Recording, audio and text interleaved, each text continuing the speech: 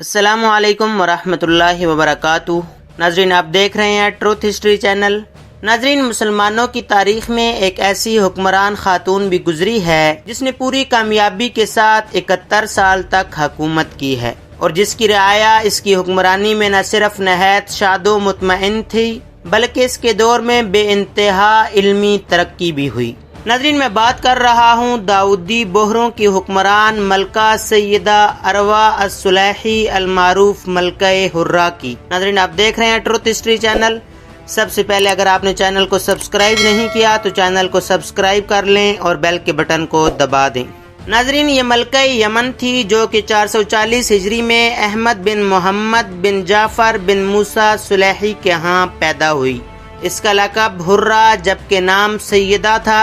یہ بڑی اولو العزم خاتون تھی اور تقریباً 71 سال تک یمن پر حاکم رہی۔ اس کے نام کا خطبہ تک یمن میں پڑھا جاتا تھا۔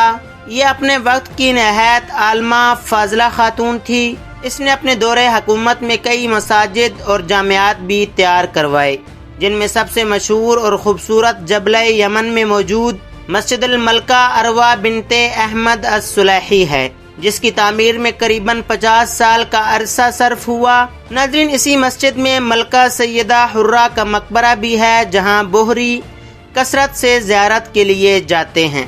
ناظرین، ملکہ سیدہ حرہ کی پرورش المستنصر کے یمنی داعی و حکمران علی بن محمد الصلحی کی ملکہ اسماء بنت شہاب الصلحی کے زیر تربیت ہوئی تھی۔ ملکہ اسماء بنت شہاب سیدہ حرہ کو اس کی اولو العزمی ذہانت، اسلامی علوم اور عربی ادب سے دلچسپی اور خوبصورتی کے سبب بے انتہا پسند کرتی تھی، اور اسی وجہ سے اس نے اپنے بیٹے احمد المکرم بن علی بن محمد الصلحی سے اس کا نکاح کیا۔ ناظرین، اس وقت سیدہ حرہ کی عمر 17 سال تھی۔ احمد المکرم اپنے باپ کے برعکس امور سلطنت سے بالکل نابلد تھا اور عیش و طرب میں مشغول رہتا تھا۔ علی بن احمد الصلحی کے انتقال کے بعد احمد المکرم تخت نشین ہوا تو اپنی نااہلی کے سبب ایک روز بھی درست طریقے پر حکومت نہ چلا سکا۔ اس نے امور سلطنت اپنی ماں ملکہ اسماء بنت شہاب اور بیوی سیدہ حرہ اروا کے سپرد کر دیے۔ ناظرین، اس کی ماں اسماء اور بیوی سیدہ حرہ نے نہایت کامیاب طریقے سے کاروبار سلطنت چلایا۔ 484 ہجری میں احمد المکرم نے وفات پائی تو فاطمی خلیفہ المستنصر باللہ نے ملکہ سیدہ حرہ پر زور ڈالا کہ احمد المکرم کے چچا کے لڑکے صبا بن احمد بن مظفر بن علی الصلحی سے نکاح کر لے۔ سیدہ حرہ یہ نکاح نہیں کرنا چاہتی تھی، لیکن چونکہ احمد المکرم کے بعد بظاہر اقتدار صبا بن احمد کو منتقل ہو گیا تھا تو اپنی شاہی حیثیت کو برقرار رکھنے کے لیے اس نے صبا بن احمد سے شادی پر آمادگی ظاہر کر دی، لیکن اب بھی تمام امور سلطنت ملکہ سیدہ حرہ کے ہاتھ ہی میں رہے۔ ناظرین، کہا جاتا ہے کہ اس نے صبا بن احمد کو کبھی اپنے قریب نہ آنے دیا۔ اسماء بنت شہاب کی طرح ملکہ سیدہ حرہ بھی ہر روز اپنے درباریوں سے تبادلہ خیال کرتی تھی اور اس کے لیے اس کا دربار سجایا جاتا تھا، لیکن یہ اسماء بنت شہاب کے برخلاف پردے کی سختی کرتی تھی اور باپردہ ہو کر درباریوں کے سامنے آتی تھی۔ اس کی ایک وجہ اس کا جوانی میں ہی برسر اقتدار آنا اور نہایت حسین و جمیل ہونا بھی تھا۔ ناظرین، ملکہ سیدہ حرہ اروا امور سلطنت کے بعد اپنا بیشتر وقت اصول علم اور زہد و عبادت میں گزارتی تھی۔ اہل یمن اس کی اطاعت و حکومت میں نہایت خوش تھے۔ وہ اپنی حیات میں دعوت و حکومت پر اپنے 2 شوہروں کی موت کے بعد بھی قریباً 27 سال تک اکیلے قائم رہی، جبکہ اس کی کل مدت حکومت 70 سال سے اوپر ہے۔ ناظرین، اسی ملکہ کے عہد میں بحروں کے 21ویں امام طیب بن عامر مستور ہوئے اور حافظ لدین اللہ فاطمی خلافت مصر پر قابض ہو گیا۔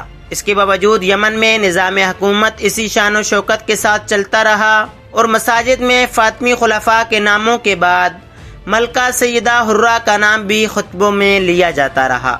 ناظرین، المستنصر باللہ اور اس کے بعد ان کی آل و اولاد کو ملکہ حرہ پر اتنا اعتبار و بھروسہ تھا کہ وہ اس سے نہ صرف امور سلطنت میں مشورہ لیتے تھے بلکہ امام طیب کے مستور ہونے کے بعد یہ ان کے نام پر دعوت کا کام جاری رکھے رہے، یہاں تک کہ اس نے بحروں میں داعی مطلق کا عہدہ قائم کیا اور زویب بن موسیٰ الحمدانی کو پہلا داعی مقرر کیا۔ زویب بن موسیٰ بحروں کا پہلا داعی مطلق اسی ملکہ سیدہ حرہ کا مقرر کیا ہوا تھا۔ داعیوں کا یہ سلسلہ اس وقت سے آج تک بلا کسی انقطاع کے چل رہا ہے، اور اس سلسلے کے موجودہ داعی مطلق مفضل سیف الدین ہیں، جن کا مستقر ممبئی ہندوستان ہے۔ ناظرین، ملکہ سیدہ عروہ نے 92 سال کی عمر میں 22 شعبان 532 ہجری میں وفات پائی۔ جامعہ زیجبلہ میں قبلے کی بائیں جانب مسجد الملکہ عروہ بنت احمد الصلاحی کی ایک منزل میں مدفون ہیں۔ مسجد الملکہ عروہ بنت احمد الصلاحی کی ایک منزل میں مدفون ہے۔ اس کی قبر بحروں کی بڑی زیارت گاہوں میں سے ہے۔ ناظرین، ملکہ سیدہ حرہ اس درجہ کی خاتون تھیں کہ المستنصر باللہ نے اس کو اسماعیلی دعوت کا سب سے بڑا مذہبی خطاب الحجہ تفویض کیا تھا، جو کہ آج تک کسی دوسری شیعہ خاتون کو نہیں ملا۔ ناظرین، اسی کے دور میں اسماعیلی دعوت کا سلسلہ ہندوستان پہنچا، جہاں اس نے یکے بعد دیگرے کئی داعی و دعوت کے قیام کے لیے بھیجے۔ ناظرین، آج کی ویڈیو میں آپ نے ملکہ سیدہ عروہ الصلاحی کی ڈاکومنٹری دیکھی۔ امید ہے کہ آج کی ویڈیو آپ کو انفارمیٹیو لگی ہوگی۔ اگر ویڈیو پسند آئی ہو تو لائک شیئر کریں اور کمنٹ باکس میں اپنی رائے ضرور دیں۔ ملتے ہیں اگلی ویڈیو میں۔ اللہ حافظ۔